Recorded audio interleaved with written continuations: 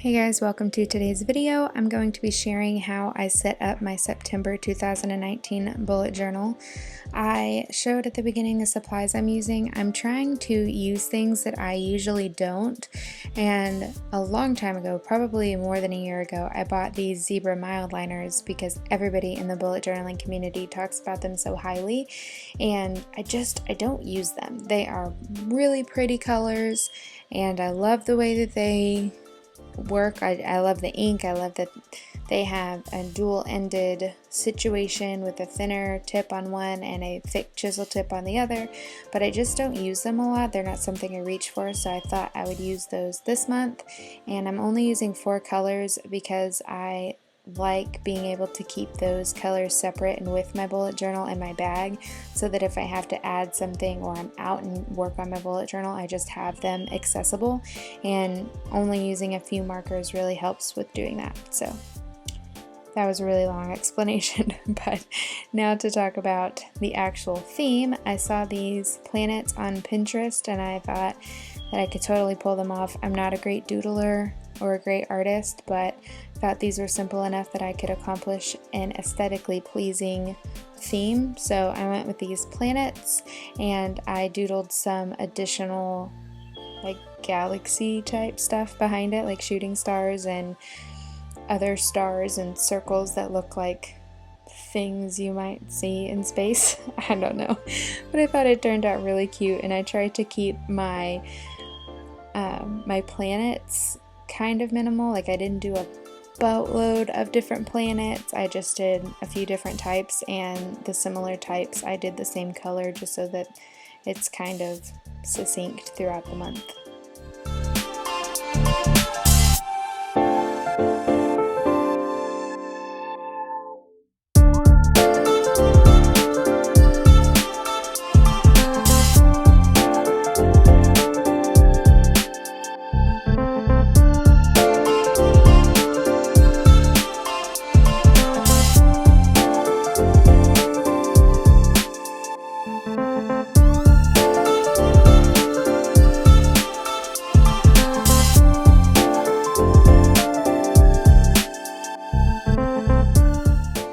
Alright, now I'm working on my monthly layout. I kept this spread the exact same as August. Actually, the whole month is the same. August worked really well as far as planning was concerned, so I kept it all the same.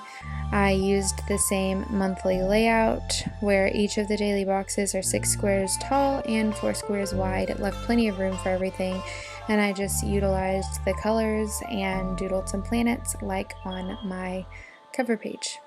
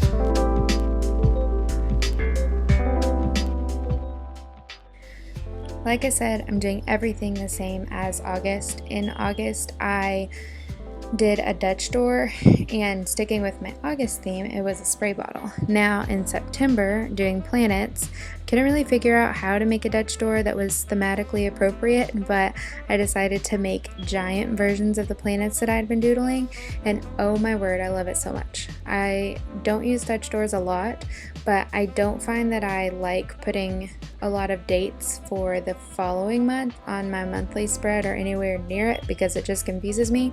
So last month I used the Dutch door for decorative purposes on one side, and then on the other side I wrote all of my dates for the following month on it, and it was awesome. So On the back side of this Dutch door, I have all of my dates for October, but these are just giant planets that I colored in the same as the little ones, and I love it so much.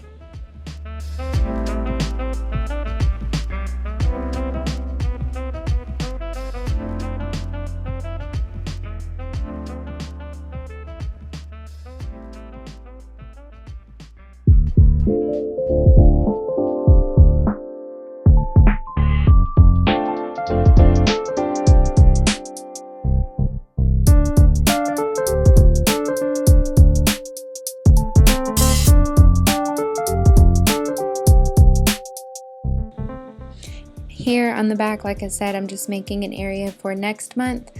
In August, I just wrote the actual date, not what day of the week it was on, so sometimes that was confusing and I kept having to reference back to my future log, so I just wrote the initial of the day of the week next to the date, and I think that'll be pretty helpful. And then moving on to my highlights page, I adore my highlights page. I say it all the time, it's one of my favorite spreads each month, but I just write one line a day about the best thing that happened that day, and nothing really new here, just continuing the planet doodles.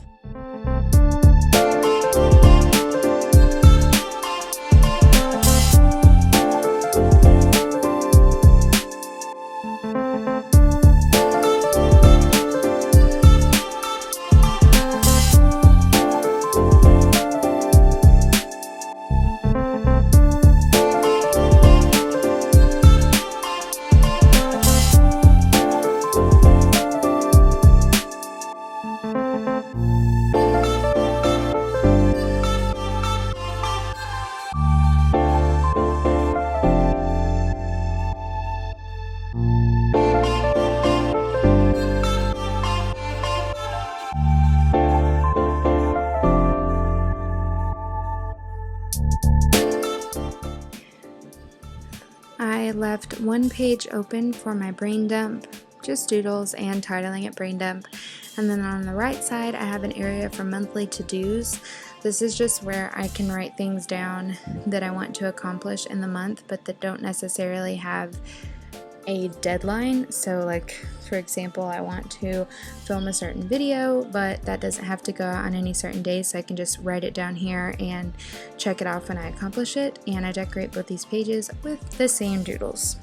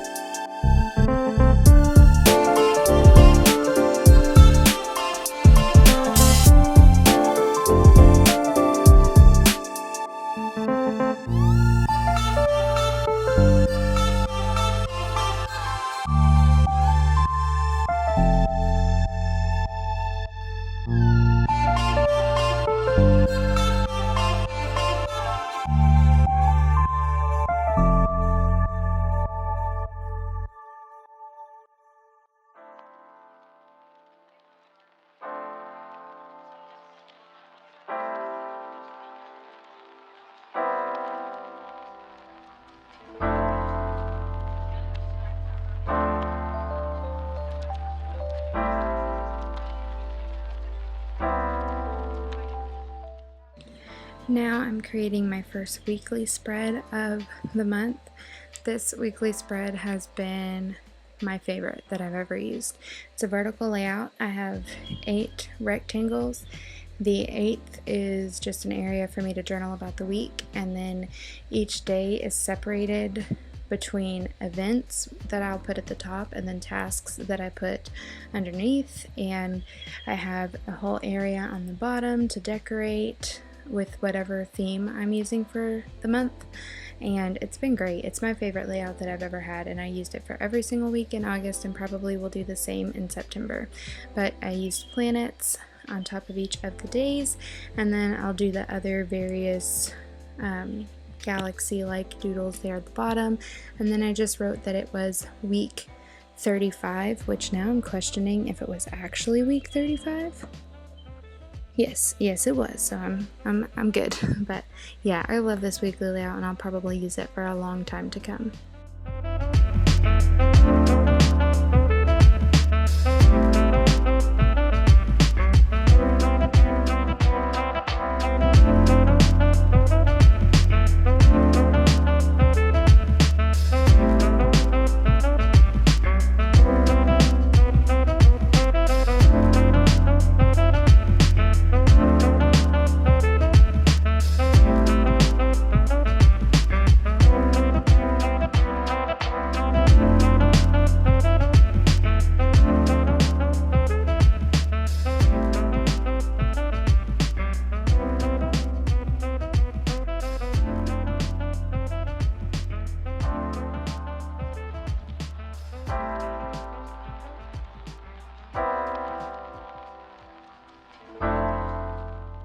that wraps up today's video. I hope you enjoyed. I love this theme and loved how this monthly setup turned out. If you enjoyed the video, give it a like and subscribe.